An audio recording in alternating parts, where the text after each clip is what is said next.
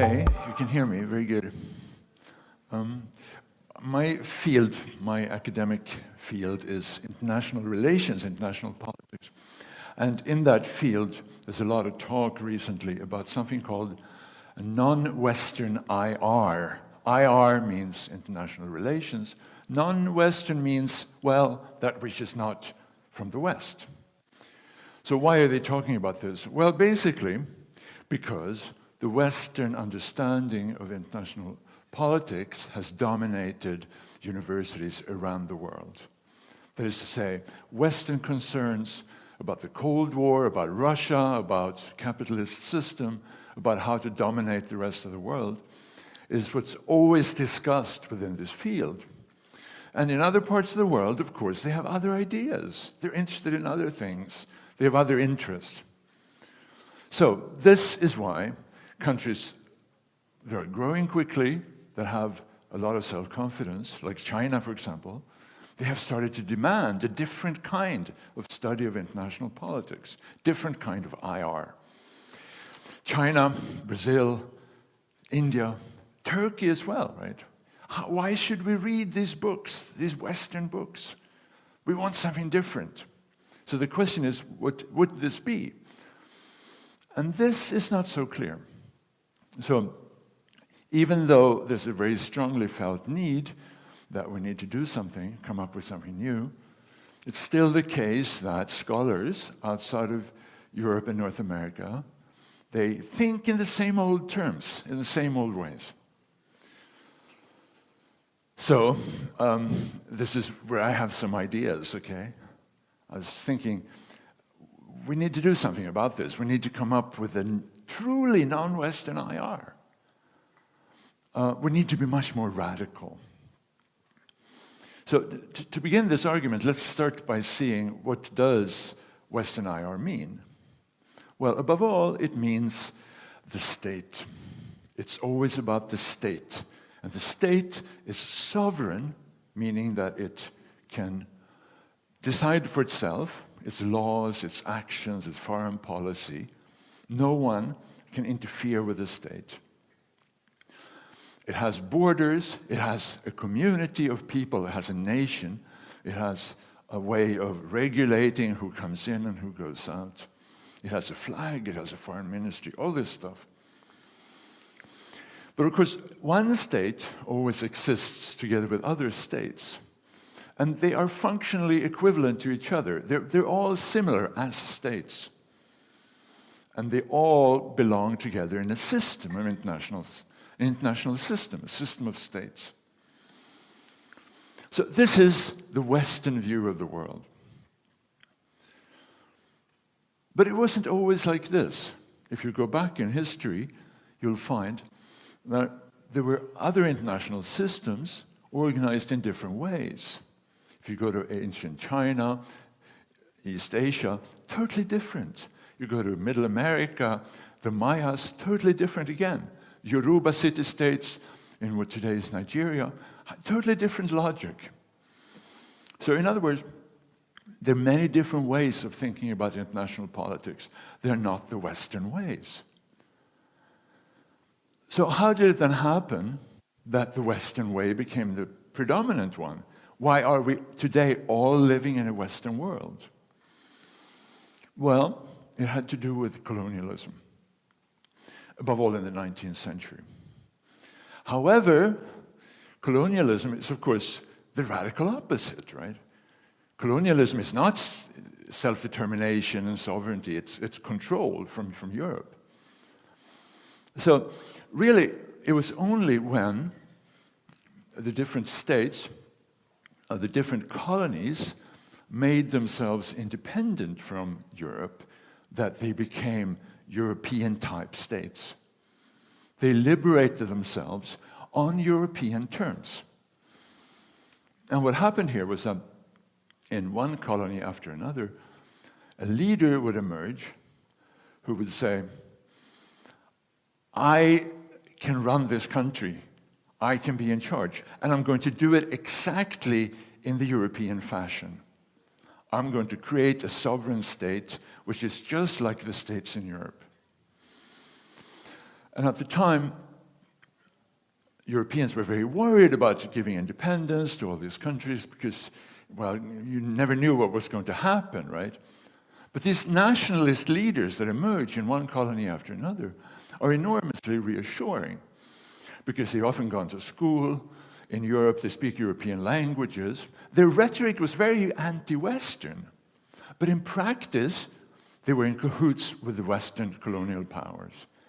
They took over the colonies, created European-type states, and perpetuated the European, the Western international system. So, in other words, it was the terms on which independence happened that created a world made up of only European states and an international system which was a Western international system. Now, this didn't work very well. In one country after another, the states failed.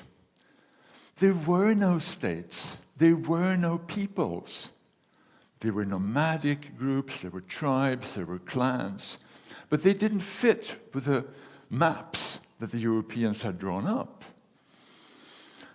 And of course, the nationalist leaders had a problem then.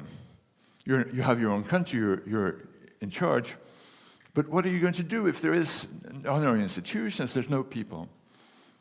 So in their desperation, they turned to the West for help. And they were given help from agencies to help build these nations, help build these states. They were given weapons, very important.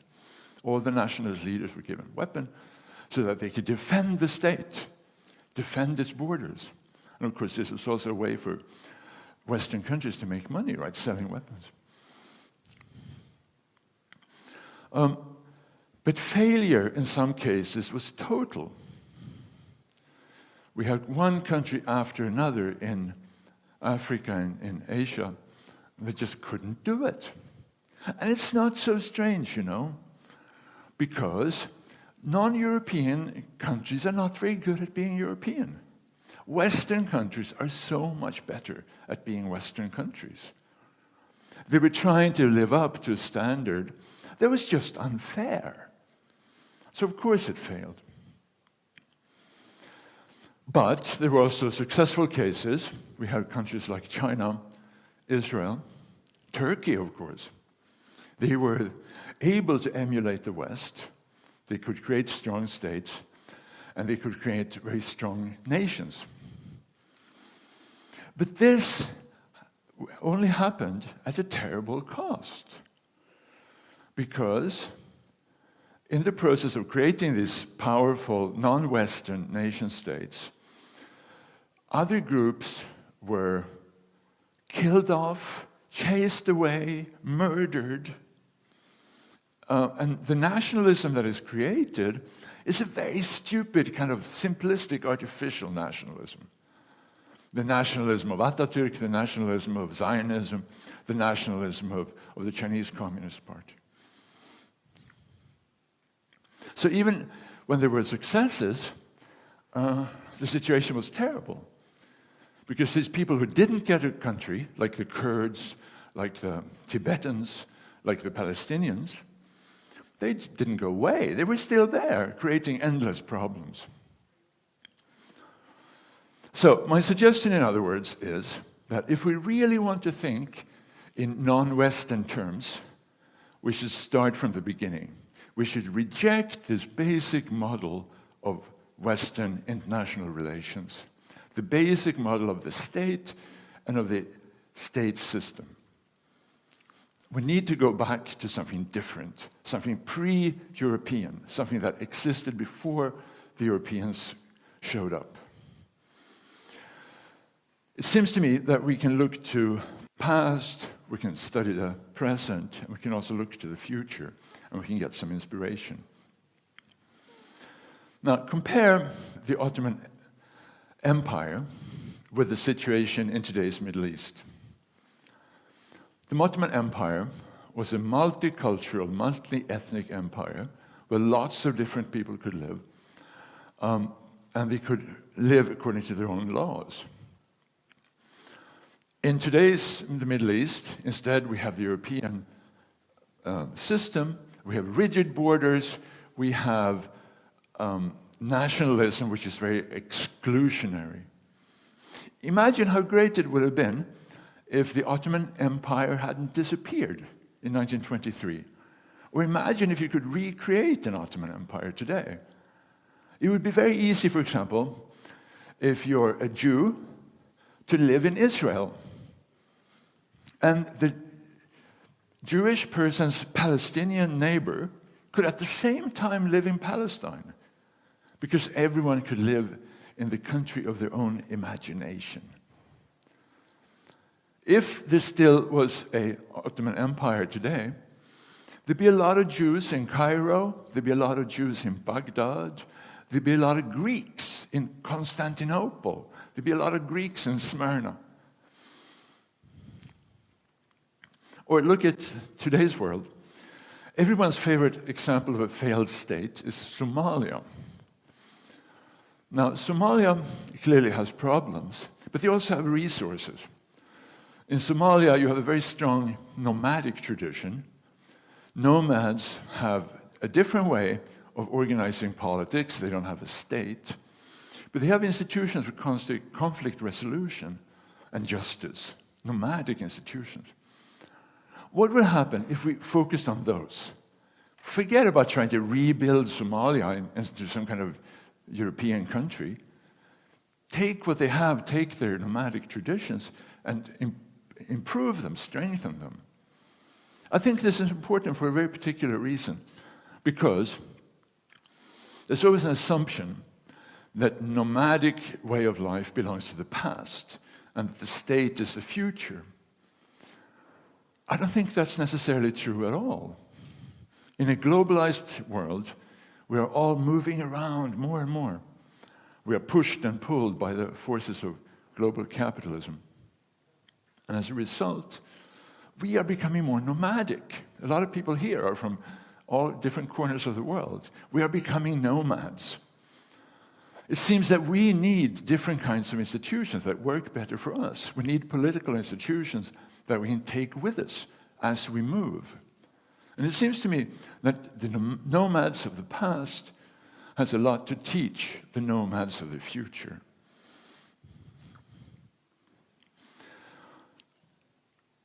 Failed states don't always only happen in Africa or Asia. They happen in Europe too.